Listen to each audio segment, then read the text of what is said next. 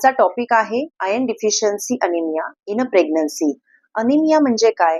रक्तातल्या लाल पेशींचं प्रमाण कमी असणे.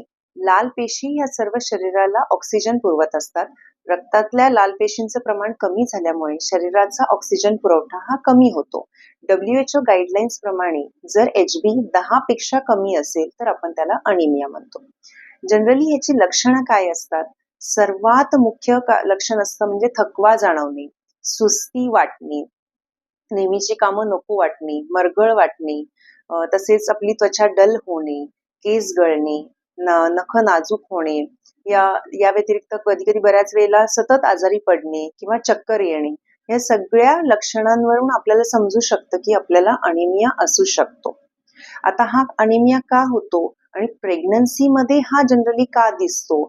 तर सगळ्यात महत्वाचं याची सुरुवात मी म्हणेल की आपली बऱ्याच वेळेला वयात आल्यापासूनच आपण आपल्या डाएटकडे म्हणजे आपल्या खाण्यापिण्या आहाराकडे लक्ष देत नाही आणि न्यूट्रिशनल डिफिशियन्सीज असल्यामुळे आपल्याला हा प्री प्रेग्नन्सी मध्येच अनिमिया असतो, पण तो आपण न चेक केल्यामुळे किंवा आपल्याला त्यावेळेस गरज न पडल्यामुळे आपण तपासत नाही आणि मग जी काही मुलगी असते ती लग्न झाल्यानंतर प्रेग्नंट होते आणि मग त्यावेळेस तो CBC चेक केला जातो आणि मग आपल्याला लक्षात येतं की ओके, ही पेशंट अनिमिक आहे.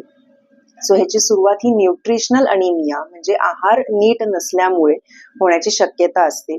तसेच आपल्या इंडियन कल्चर्समध्ये आपल्याला सतत दिसतं की आपण उपवास धरतो आणि मग त्याच्यामुळे पण सतत इरेग्युलर खाणं आणि बऱ्याच वेळेला लहान मुलांमध्ये आपण हे पण बघतो की बाहेरचं जंक फूड खाणं, तर या सगळ्यामुळे आपल्याला सतत अनिमिया जाणवू शकतो.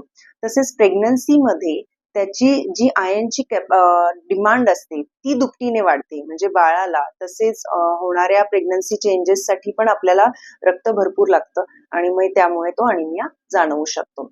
आता या सगळ्याचा कुठेतरी डायग्नोसिस व्हायला हवं. सो मी म्हणेल की प्रत्येक पेशंट हा जेव्हा आपल्याकडे पहिल्यांदा व्हिजिट करतोय प्रेग्नन्सीसाठी, तेव्हा सगळ्यात पहिल्या व्हिजिटमध्येच त्याचं CBC व्हायला हवं.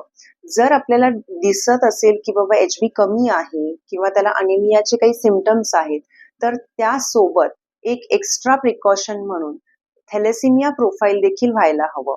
कारण बऱ्याच वेळेला थॅलेसिमिया म्हणजे मायनर थॅलेसिमिया हा अनडायग्नोस्ड असतो आणि त्याच्यामुळे आयर्न डिफिशियन्सी अनिमिया हा आणखी दिसून येतो आणि मग हे सगळं डिटेक्शन न झालं तर पुढे भविष्यामध्ये आणखी त्रास होऊ शकतो. तर याचं डिटेक्शन हे त्याच वेळेस जर झालं तर बेटर असेल.